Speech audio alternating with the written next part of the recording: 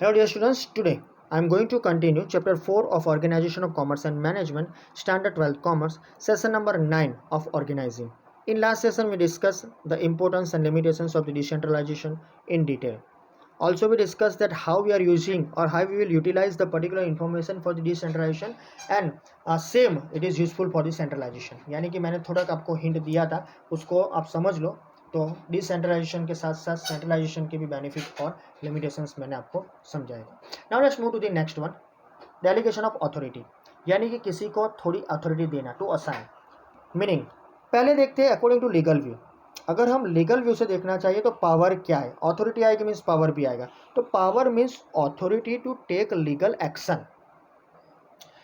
सो legal action लेने के लिए हमारे पास अथॉरिटी है, तो हम लीगली कुछ एक्शन ले सकते हैं, उसे हम पावर बोलते हैं. अगर मैं मिनिस्टर हूँ समझ लो, तो मेरे पास एक अथॉरिटी है कि कोई एक पावर का यूज़ करके मैं वो डिसीजंस ले सकता हूँ, लीगल एक्शन ले सकता हूँ. लेकिन बिजनेस व्यू में आपने देखना चाहिए, बिजनेस यूनिट में, तो power is to give orders. Power क्या है? तो किसी को ऑर्डर देना, और वो order to see to it that the orders are followed. जो ऑर्डर दिए वो फॉलो होते हैं कि नहीं. सो हमें तो बिजनेस यूनिट्स को ही फॉलो करना है.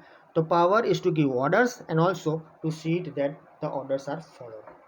तो ऑर्डर देने के बाद वो फॉलो होते हैं कि नहीं, वो देखना डेलीगेशन ऑफ अथॉरिटी है. लेकिन यहाँ पर when the size of the organisation becomes large, the upper level administrators assign some work to their helpers.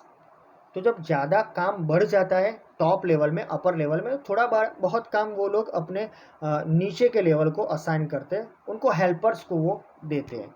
And they have to see whether the orders are followed और not. तो यहाँ पर हमने देखा तो जो भी काम दिया है, ऑर्डर्स दिया है, वो होता है कि नहीं. So in order to enable such helpers to perform that task well, some powers are vested upon them. यहाँ वेस्टेड मीन्स देना, टू गिव. तो कई बार हमारे पास काम का वर्कलोड बढ़ जाता है. As you know that one के as a board of director हो, एज अ जनरल मैनेजर हो, तो थोड़ा काम का लोड रहता है. तो I am giving some of the works to my helper, and if I am giving some works to my helper, I will give the orders to him to perform the task. So orders में दूंगा तो उसके साथ I will wasted some of the powers. So this is called delegation of power या delegation of authority. So when work is given to the your subordinates with some powers, with some orders, that is called delegation of authority. So in this way, in ordinary words, it can be said that to delegate power is to enable the other persons to have power for doing the task well. ये sentence बहुत important है.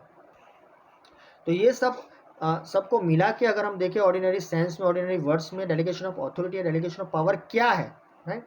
सो delegation of power is to delegate power. Power किसी को दो, क्यों देना है? To enable the other person, दूसरे लोगों को कुछ काम अच्छी तरीके के करने से हम उनको आगे ले जाए या वो अच्छी तरीके से काम कर सके. So to enable the other person to have power for doing the task well. So जो पावर दिया जाता है उससे वो अपना काम ठीक तरीके से कर सकेंगे. Let's move to definition. According to Louis Allen, delegation of power is such kind of process in which the administrator gives a part of the powers to his helpers along with duties, and the helpers, with the help of others, for the purpose of work performance, accept such powers consciously. तो ये तो एक simple Elon Louis की बात करें, हम Louis Elon की बात करें कि उन्होंने एक बताया कि डेलीगेशन ऑफ पावर क्या है. वो एक प्रोसेस है जहाँ पर एडमिनिस्ट्रेटर जो वहीवट करता है वो कुछ powers, some of the powers, right, वो अपने हेल्पर्स को देता है. या हेल्पर्स वर्ड मानी बहुत मायने रखता है, मददगार, असिस्टेंट ऐसा हम बोल सकते हैं. तो उसके हेल्पर को देता है विद सम ड्यूटीज. तो थोड़े बहुत पावर काम के साथ उनके हेल्पर्स को दिए जाते हैं. और हेल्पर्स क्या करते हैं? Helpers with the help of others, वो भी किसी की हेल्प लेते हैं for the purpose of work performance. Work को अच्छा करने के लिए, उसको सही मायने में ठीक से ख़त्म करने के लिए वो भी काम किसी को अलॉट करते हैं, right, and accept such powers consciously, और वो ये पावर्स एक्सेप्ट करते हैं. ये लुइस एलन की इन्फॉर्मेशन है. So in the particular delegation of power, the understanding of the responsibilities is the main thing. काम समझना बहुत ज़रूरी है. अगर आप काम नहीं समझे और पावर मिसयूज़ हो गया तो वापस लिया जाएगा और आपकी पोस्ट भी डाउन हो सकती है, फिर से आपको पावर ना भी दिया जाए. तो इट इज़ द थिंग.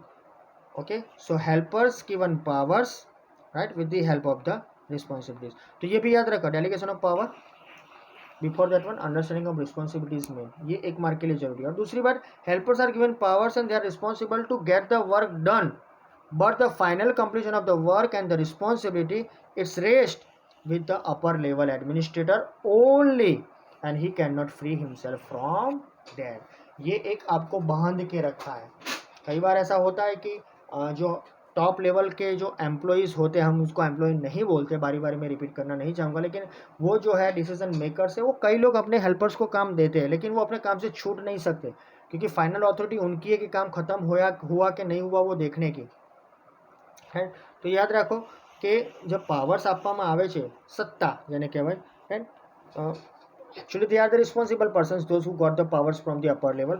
जो हेल्पर्स को जो काम मिला है वो काम खत्म होगा, लेकिन फाइनल काम खत्म हुआ कि नहीं, right, with the responsibilities it is rest with the upper level. ये अपर लेवल को देखना है और वो उनकी रिस्पॉन्सिबिलिटीज है, राइट, वो उनसे छूट नहीं सकते, can not, may be sometime happens, ऐसा हुआ होगा, इसीलिए हमें ये सेंटेंस का यूज़ करना पड़ रहा है कि ही कैन नॉट और she can not free himself from that.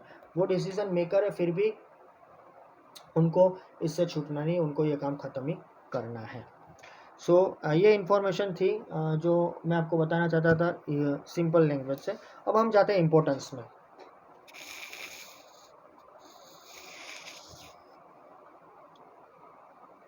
Here it is, delegation of power relieves upper level administration from more work, यानी उनका थोड़ा बहुत काम कम हो जाएगा।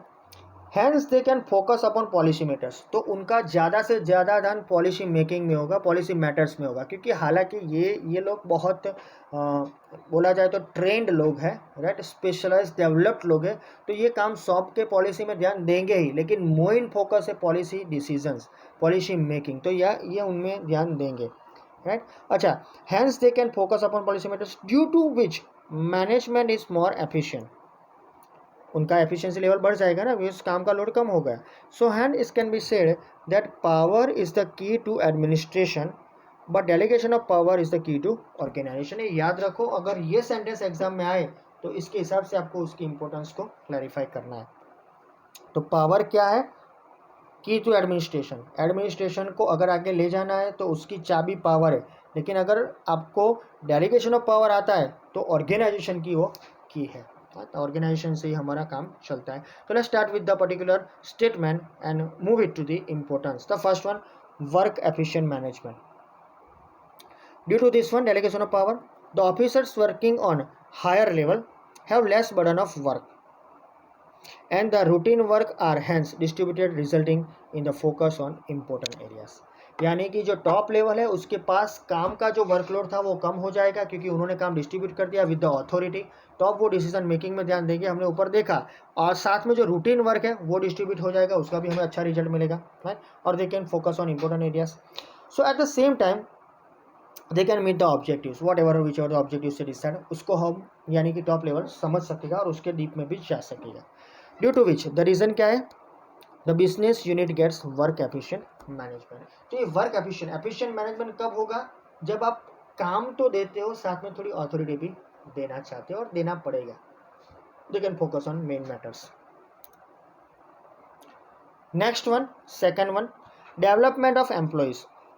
आगे भी हमने देखा था डिसेंट्रलाइजेशन में कि एम्प्लॉयज़ का काम कैसे बढ़ता है और उसकी रिस्पॉन्सिबिलिटी बनने से उनको कैसे एक न्यू मैनेजमेंट टीम मिलेगी।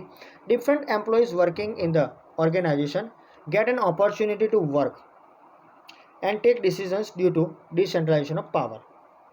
तो कई एम्प्लॉय ग्रुप होते हैं, कई एम्प्लॉयज़ होते हैं जो ऑर्गेनाइजेशन में काम करते हैं, they got one opportunity to take the work और do the work with the authority and they are able to take the decisions. वो हम डिसेंट्रलाइजेशन में देख चुके हैं, वही है यहाँ पर।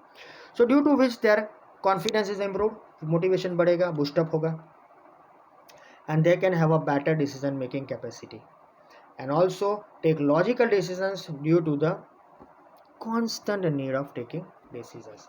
तो यहाँ logical decisions क्या है, कई बार ऐसा होता है we are the decision makers, we are able to take the decision but somehow the decisions are not quick।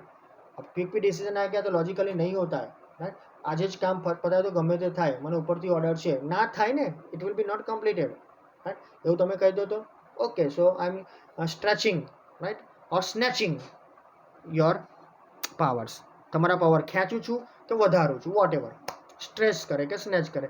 C this type of the words may be quite type of the words they are not useful in the business. But હા, ઘણીવાર આવું થતું હોય છે કે તમે ignore કરો તો ભાઈ તમને લાભ ના પણ મળે. બટ હા, લોજિકલ ડિસિઝન્સ લેવા જરૂરી છે. Logically means on the spot you can take the decisions, એ લોજિકલ નથી, ઇટ ઇઝ એક્સેપ્ટેબલ હોવા જોઈએ. So employment development of employees are there. Third one, motivation repetitive thing છે, રાઈટ. એટલે તમે જાણો છો, we already discuss this particular point in the delegation, decentralization. So due to delegation of power, employees have the chance to develop their abilities. यहाँ पर भी देखा है उनका डेवलपमेंट हो रहा है, यहाँ पर भी सेम चीज़ है कि उनकी एबिलिटीज़ बाहर आएंगी बिकॉज उनको डिसीजन मेकर्स बनाया गया है. So due to which they also gain psychological benefits. ये साइकोलॉजी के हिसाब से उनके पास एक ऑथोरिटी आएगी तो उसके भी बेनिफिट होंगे. When the higher administrator delegates the power and enables decentralization to the helper, such helpers not only get the work accomplished but at the same time gets boost up or boost to self confidence due to such work accomplishment. यानी whenever the powers are given to them, अब power तो अकेले मिलेंगे नहीं, उससे पहले उनको responsibility मिली होगी. तो जो वर्क मिला है, जो टास्क मिला है, वो उनको ख़त्म करना है, राइट. हेल्पर्स को जो मिला है, असिस्टेंट को जो मिला है, राइट, एडमिनिस्ट्रेटिव लेवल से बॉटम, मिडल और बॉटम लेवल को जो काम मिला है, right. So that powers are there and administrators are delegating that power, their work will increase. So work accomplishment is not only the thing, same time उनके पास क्या होगा, सेल्फ कॉन्फिडेंस होगा कि वर्क अकम्प्लिश होगा एक मेंटली. So due to this the right kind of motivation is obtain. एक अच्छी तरीके से पॉजिटिव मोटिवेशन क्रिएट होगा. Fourth one, benefit of specialisation. In a single unit, it is possible that all the employees may not have abilities in all the fields and areas. मैंने पहले भी बोला था, डिसेंट्रलाइजेशन शुरू किया तब भी, कि हर एक बंदा हर एक में एक्सपर्ट नहीं होता है, लेकिन हर एक के पास कुछ ऐसी चीज़ होती है जो दूसरों में नहीं होती है, right. So they may not have some abilities in different fields. So it is obvious that such ability is not possessed by all, but due to decentralization of power, different people are assigned different kind of work, and hence the benefit of the specialized skills of such people is obtained in the matters of their abilities, skills and varieties of excellence. बहुत लंबा statement है, सिर्फ एक ही paragraph में सब कुछ दिया गया है, लेकिन keep in mind benefit of specialization is necessary. So हर एक के पास एबिलिटी नहीं होती है, हर एक के पास वो पोजीशन नहीं होता है ना, लेकिन जिसके पास होता है उसको अथॉरिटी दो, उसको रिस्पॉन्सिबिलिटीज दो. One person is there is able to take the decision related to production.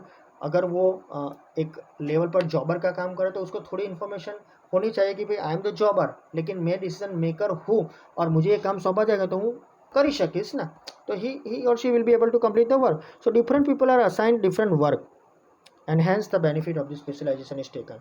और ये हम देख चुके हैं, उसकी स्किल, उसका नॉलेज, उसकी वेराइटीज ऑफ एक्सलेंस का हमें इंफॉर्मेशन होना चाहिए. यही तो मैनेजमेंट का काम है.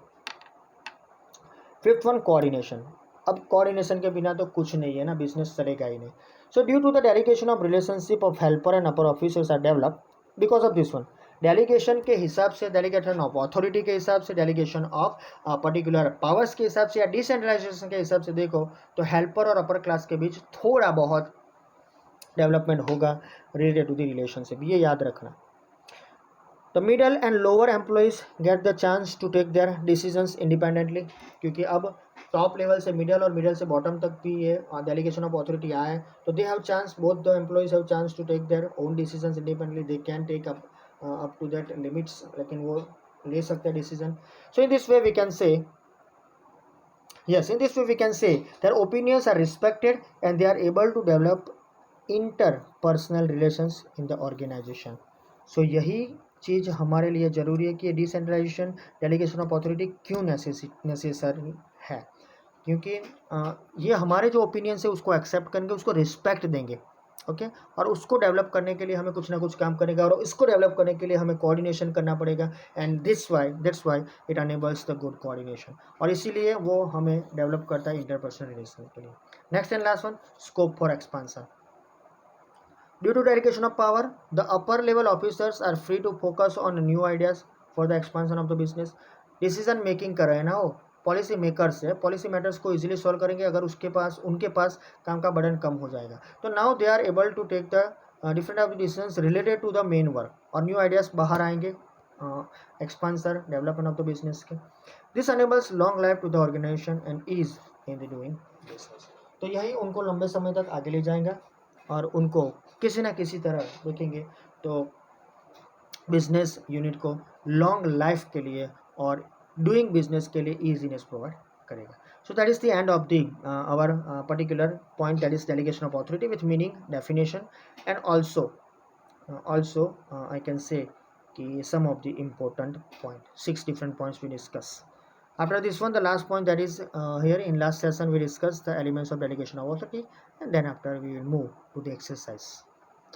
So that's all from my side. Thank you very much. Have a nice day.